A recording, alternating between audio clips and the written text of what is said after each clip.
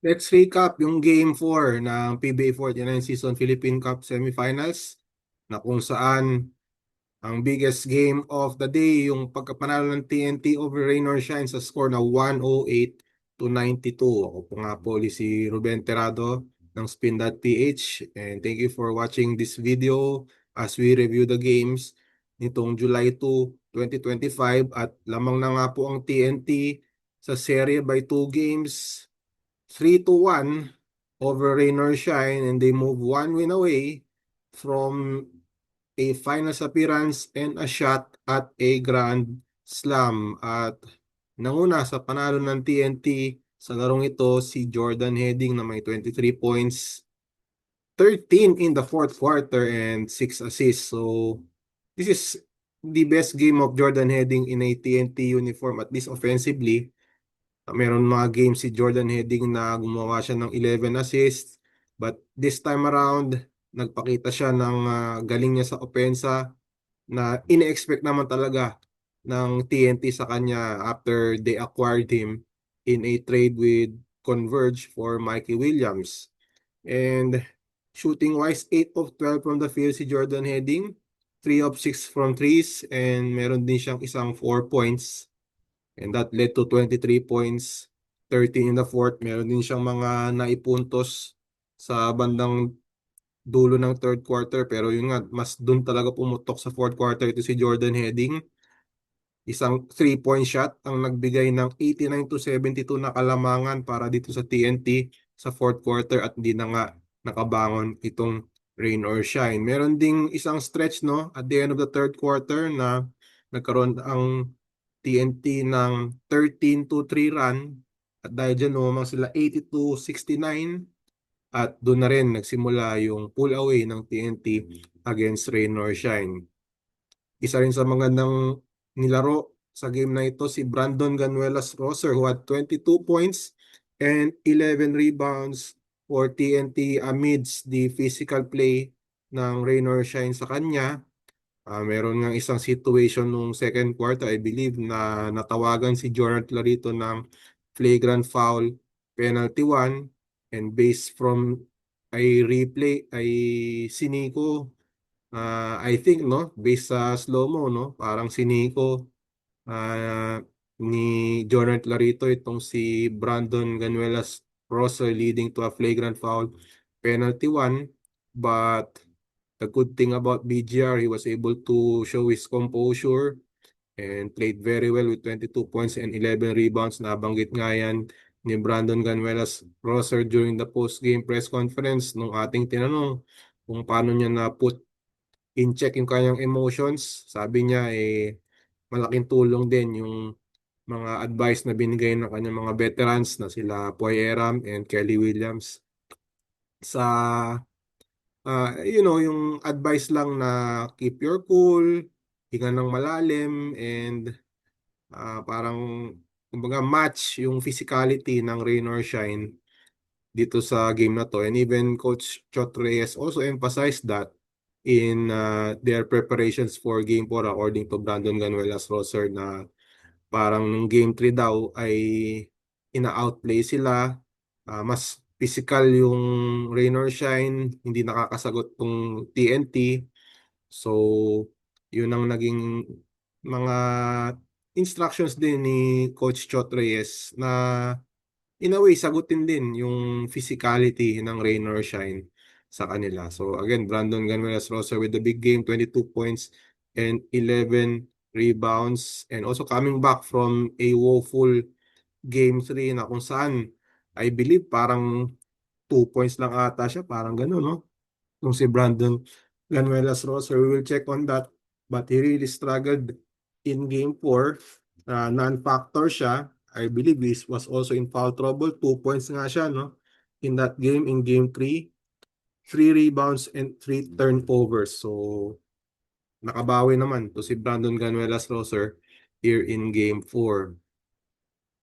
And then, TNT won this game despite yung injuries dito kay Calvin Oftana and Kelly Williams. Itong si Calvin Oftana, unahin natin si Calvin Oftana, he sustained ankle sprains in both his foot, no? unang nangyari yung injury niya nung first quarter, I believe yung kaliwa, yung na yung injury niya at first yung kaliwang paa niya, na-sprain yung left ankle niya, and then sometime in the third quarter I believe, no, doon naman na-sprain yung kanyang kanang paa. So double whammy ito si Calvin Oftana dito sa game na to, but nakabalik pa rin siya, no, eventually yung fourth quarter. Pero yun na nga, even with this presence, kahit na in pain siya, ay nag-step up naman yung other players like sila Jordan Heading, ano, as mentioned kanina. Si Kelly Williams yung hindi na nakabalik sa game. He suffered a sprain, I believe, in the second quarter, if I'm not mistaken, no? Basta in the first half yun. And hindi na nga nakabalik si Kelly Williams after that. But still, TNT was able to win this ball game despite their absence dahil nga marami nag-step up sa kanila. Hindi nga lang sila Jordan Heading and BGR nag-step up. Even sila Glenn Cobontin at 16. I believe he had 11 points in the third to sa Glenn Cobontin. Poy Eram had 16 points. And then si Henry Galinato also played very well. 8 points, 4 rebounds in 12 minutes. And even to si Kim Aurin na napagalitan ni Coach Chot Reyes nung Game 3, he also had a good game, 7 points and 5 rebounds. And si Brian Heruela, 2 points, pero 3 rebounds, 3 assists, and 4 steals para dito kay Brian Heruela, coming back from an ankle injury. Hindi na nga, sa sobrang dami na nag-step up sa TNT in this game, ay hindi na natin mapagkakasya dito sa ating graphic yung performance ng ibang players, but a lot of heroes for TNT in this ball game sa game 4, at dahil dyan ay one win away na lang sila from a finals appearance. And another key to the TNT's victory, yung field goal shooting, no? One of the keys. 51% for TNT and only 32% para sa Rain or Shine. Marami nag-struggle offensively. Nocum 5 of 17. And then si Jordan Clarito didn't have enough touches, 2 of 4 from the field, although he had 7 rebounds.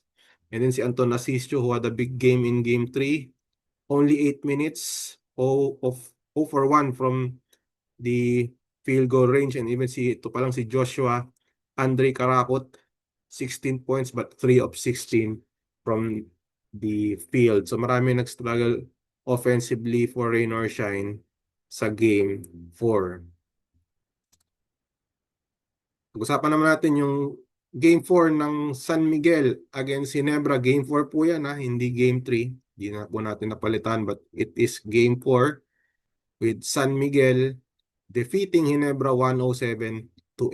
At dahil dyan, tabla na ang serye 2-2 after the victory by San Miguel over Ginebra in game 4. Again, game 4 po ito, no? Game 3 nakalagay sa graphic, but it was in game 4 where San Miguel defeated Ginebra by the score of 107-82. CJ Perez, all-around game for him, 19 points, 5 rebounds, 7 assists, 1 steal, and 1 block. And across the board, nag-contribute ito si CJ Perez sa panalo ng San Miguel. And ito, i-mention natin yung naging laro ni Junmar Fajardo in this game where he logged more minutes now dito sa game 4 after sustaining a calf injury, no? Ito na yung pinakamaraming minuto na nilaro ni Junmar Fajardo since sustaining that calf injury in game 1. Nag-start siya sa game na to after coming off the bench in the 2 previous games. He had 12 points, 19 rebounds in 31 minutes and 50 seconds of play. So, sabi nga ni Coach Leo Ostoya after game 4, ay nakatulong sa kanila yung 2 days in between games 3 and 4 na kung saan kahit pa paano nakapagpahinga si Junmar Fajardo. He was able to rest his right calf at based on his performance nga ay parang unti-unti nang bumabalik yung dating laro ni Junmar Fajardo. Although sabi niya nung post-game press conference na mapapanood nyo rin dito sa ating YouTube channel, ay hindi pa siya 100%, no? Parang sabi pa nga ni Coach Leo Austria, baka 75% si Junmar. But still, itong numbers niya, no, is proof na kahit pa paano ay mukhang gumagaling na yung calf ni Junmar Fajardo after that scare in the first quarter na talagang iika-ika siya during that game, and kinailangan nga siyang mag-undergo ng ultrasound after that game, at doon nalaman na meron nga siyang slight tear sa kanyang right calf, but still he was given the clearance by the doctors na makapaglaro, and several days later ay mukhang nakikita na natin yung tunay na laro ni Junmar Fajardo. And ito, naging key yung third quarter ng San Miguel na they outscored Ginebra 30-12 in the third quarter. At dahil dyan, lumamang pa ang San Miguel by as many as 27 points in the fourth quarter. Sa sobrang laki na nung lamang din ng San Miguel, sa sobrang in control sila sa laro, ay nung fourth quarter ay parang pinull out na ni Coach Tim Con yung mga starters niya, no? Mostly yung mga naglaro, yung mga second stringers, even LA Tenorio saw action for 10 minutes. At si Jamie Malonzo na lang talaga yung parang nandun sa floor, no? And, na masasabi nating part of the usual rotation of Coach Tim Con. And guys like Japet Aguilar and Scottie Thompson were on the bench ng fourth quarter. And speaking of Scottie Thompson, isa sa mga nag-struggle talaga in this game, no? 11 points. And kaya natin nasabi nag-struggle siya because he didn't have rebounds, no? Wala siyang rebounds. Zero rebounds si Scottie Thompson. Very unusual yung naging performance ni Scottie Thompson, yung kanyang numbers sa rebounds. Zero rebounds itong si Scottie Thompson. And even si Japet Aguilar had 10 points, 7 rebounds, but only 4 of 13 shooting. Yung hero nung game 3, si RJ Abarientos, only had 9 points on 3 of 7 shooting from the field. So yun po, nanalo po ang San Miguel over Ginebra. Tabla na po uli ang serye between San Miguel and Ginebra. And it's going to be a crucial game fight for both teams, most especially sa TNT dahil that is for a finals berth, no? And nakita naman natin yung trend ng past two semifinals.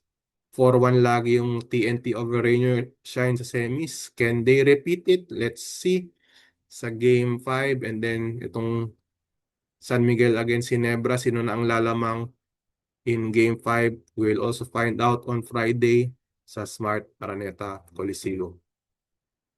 Okay, yan na po yung ating recap, no, of game 4 of the Philippine Cup semifinals. Ako po si Ruben Terrado. Please consider subscribing to our YouTube channel, and please read our stories sa spin.ph. Yan na po nagtatapos ng ating recap. We'll see you next time.